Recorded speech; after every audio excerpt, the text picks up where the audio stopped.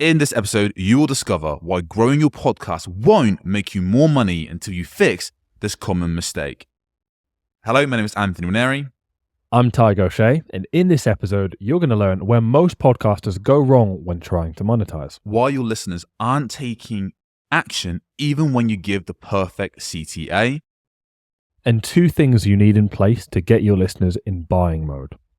Ooh, okay, that sounds like some juicy bullet points we're going to be getting through this episode. They sounded juicy until you said bullet points that we're getting through this episode. Benefits. Benefits. All the value you're about to get in this podcast. That's what I'm talking about. All right, that's more like it. All right, well, we're feeling quite inspired to do this episode because recently, in the last couple of months, for whatever reason, we've been working with more than usual podcasters that are of a very large audience size. We're talking well above 10,000 monthly downloads.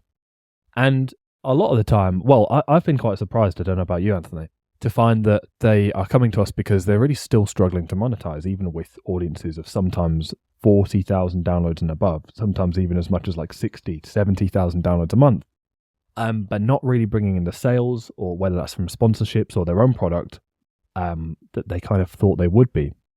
100%. And you know what, Tig, mate? I feel like most podcasters, if you were, let's say, around under, let's say, 3,000 downloads or 5,000 downloads kind of per month, I think everyone has this idea that you get to 10,000, 20,000, 40,000 for sure, and magically a switch turns on and you start printing money, baby. Like, where's the cash at? I feel like that's what most people feel like is a normal process. You get to 10,000 downloads and automatically, surely the podcast is going to be making money. So it is very surprising that we see this trend on a consistent basis. So if you're listening to this right now and you're thinking to yourself, oh, if I just grow a podcast to grow enough, get enough exposure, then I'm going to be able to make more money. But I've actually found that the size, I'm going to bring this back again, size doesn't matter in this particular situation when it comes to monetizing your show.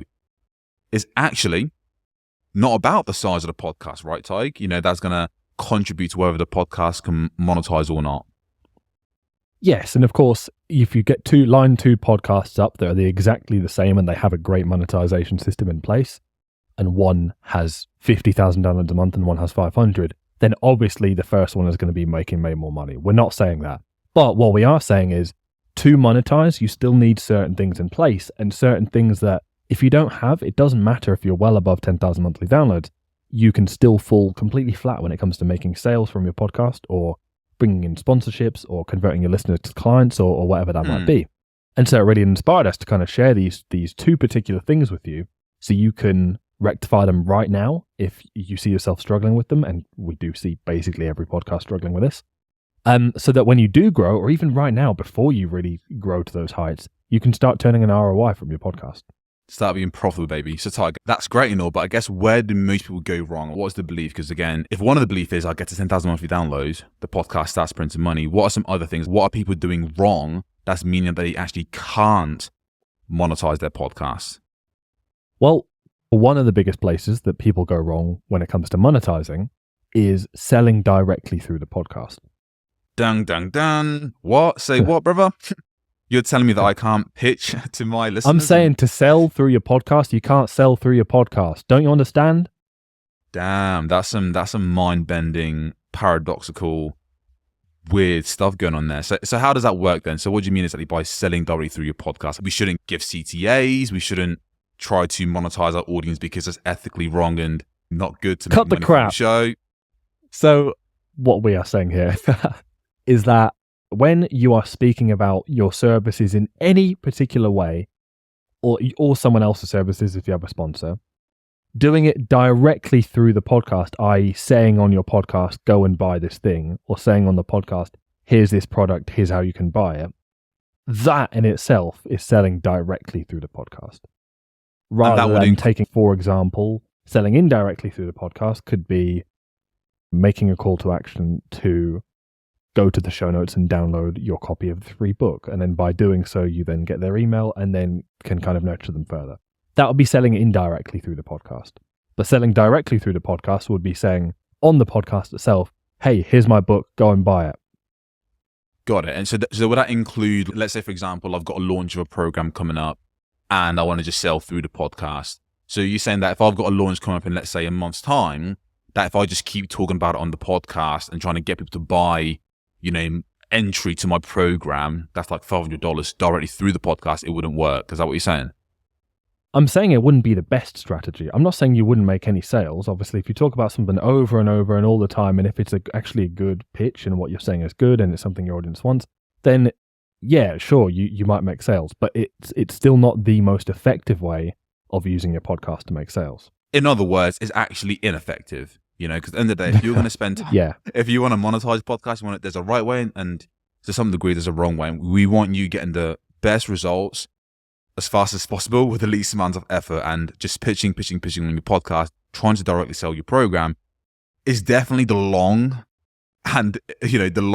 draining, annoying way to go. Because let's say, for example, you're pitching to your podcast constantly and it's ineffective, but you think it's meant to be quote unquote effective, and now you're not getting any sales. Well, guess what happens? You're not going to be motivated, and if you're not motivated, well, you're not going to bother trying to give a good pitch, and it's a negative feedback loop. So I guess, why is it that selling directly through the podcast is actually ineffective? Because it seems very backwards to me. Like, most people would think that surely if I just give a good pitch, everyone's going to bloody buy my stuff. So why does that happen then, Tig? Yeah, it's a great question. Well, it really happens because let's boil it down to what your listeners are doing when they're listening to a podcast. Okay, so story time. So, kind of. So they might be driving to the gym, on the commute to work, walking the dog, doing exercise, potentially cooking, They're doing something and they're passively listening to your podcast. Statistically, it's by far most likely they're on the commute or they're working out, right? So let's just go with those two. So when they hear your podcast, they're in driving to work mode, right? They probably can't even access, they're probably not even on their phone at that moment. You'd hope so they're if not they on their hear phone. We absolutely hope they're not on their phone. We would hope they're not one of those Instagram guys that drives their car and records themselves driving their car, blatantly showing the world that they are. It's crazy how many people do that. It's absolutely wild. Anyways, point is they are not fully focused on your podcast. They are actually more occupied by something else, and they're listening to your podcast passively.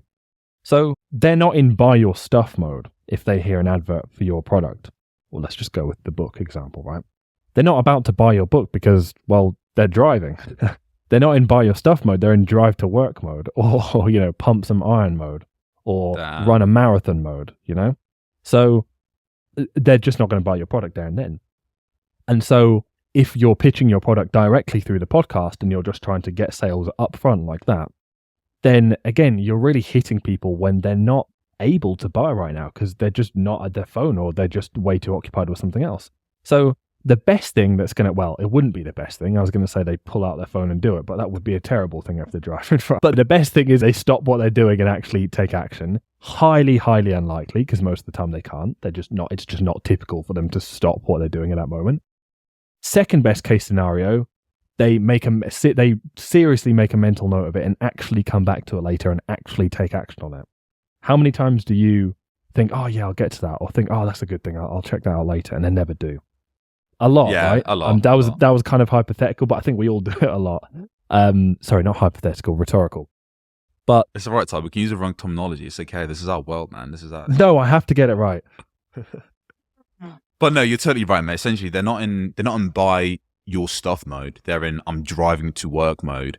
And simply put, for example, for yourself, when you listen to podcasts, you're obviously doing something else for the most part. If you listen to this right now, like you might be driving to work, you might be working out. Hopefully, you're working out, pumping some iron, getting a good pump on. But the point is, you might not be in buy your stuff mode. So that's really why trying to sell to your audience directly through the podcast and trying to get them to buy right then and there just simply doesn't work. And that's not going to change. Like, yes, you might, let's say, for example, if you had a podcast that's 3,000 monthly downloads and a podcast that's 30,000 plus monthly downloads, like, will you have more people who remember to, later on that day buy a program because there's just more of them? Yeah, but it's still ineffective. It's not the best way to go about it. So hence why size doesn't matter, because it's not about the size of the show. It's about, are you selling to your audience when they are in buy your stuff mode?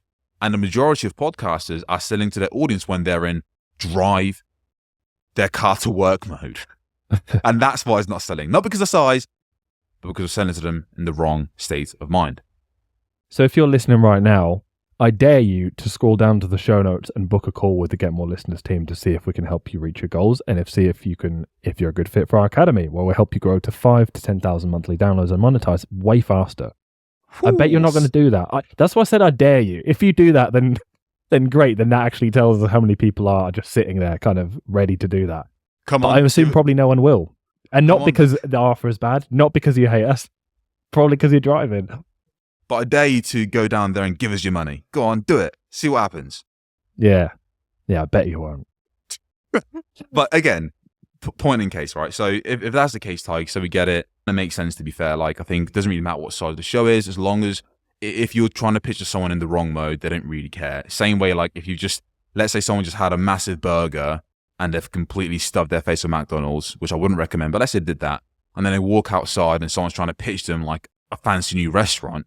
They don't care. They're like, I'm already filled up. I'm not in that state of mind to want to have another burger. They want to get that person when they're hungry in that state of mind. So what does that look like? So if we shouldn't try to pitch them directly through our podcast, well, what the hell should our listeners do? What should we do, Tig? Well, you need to get listeners into buy your stuff mode. And how do we do that? Well, obviously not while they're listening to the podcast, because like we've just talked about that, right? So how do you get someone into buy your stuff mode when it's likely that they're not in that mode when they're listening? Well, that means we have to sell to them through something else, right? And again, it takes it away from selling directly through the podcast and more so through using the podcast as a means to get them onto a different platform where you can actually sell to them when they're in the mood, when they're in the environment to buy. And that I feel like maybe I was rambling a bit there, but let me just give it away here. Really, the best way we found to do this is to get listeners onto your email list and then nurture them and sell through there. Because when people open their emails, they're certainly not on a phone they're not driving or working out, right? They're actually ready to buy. People have been buying through emails for decades, whereas buying through podcasts is quite a new thing. And again, people are busy. So the difference in buyer psychology here is massive if they're buying through your emails versus if they're buying through the podcast.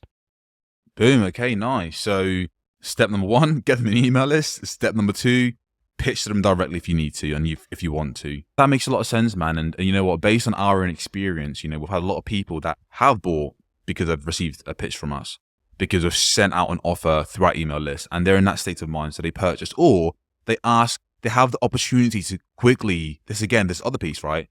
They have the opportunity to ask you questions about your offer if they're unclear. Whereas with your podcast, that's true. Well, guess what? They've not got your WhatsApp and saying, yo, what's up, and what's up, Tig, and ask you a bunch of questions. They're just thinking, they have just these open loops and questions that they can't ask you directly. Whereas in your email, well, guess what? They can hit reply and ask you about it, which does what? Again, further proves the point that they're in buy your stuff mode.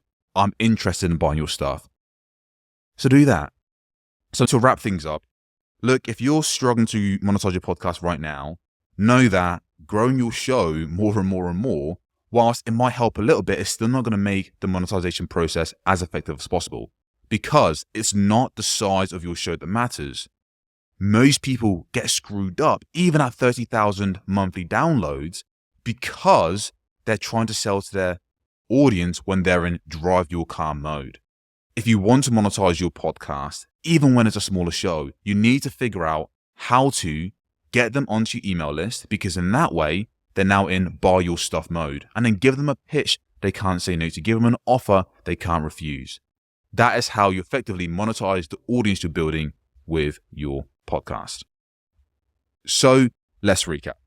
Most podcasters go wrong when trying to monetize their podcast because of one simple reason, not because the size of their podcast is not big enough. Even shows getting 30,000 monthly downloads struggle to monetize because they're trying to sell through their podcast directly. They're selling to their audience when their audience and listeners are in drive to work mode, which means even if your audience, your listeners listen and hear your CTA, even if it's the perfect call to action, because they're driving to work, guess what they're not doing? Buying your stuff. Now, the two things that you need to do in order to make sure you have more listeners buying your stuff and getting them in buying mode is, number 1, getting them in the right environment, which means getting them onto your email list. Because when they're in your email list, they're in buy your stuff mode. They're far more likely to engage, ask you questions, figure out more stuff and insights about your offer. And of course, it's your job to present the right offer to them when they're in that environment, when they're in buying your stuff mode. And that is how you can effectively monetize your podcast, even with a smaller audience.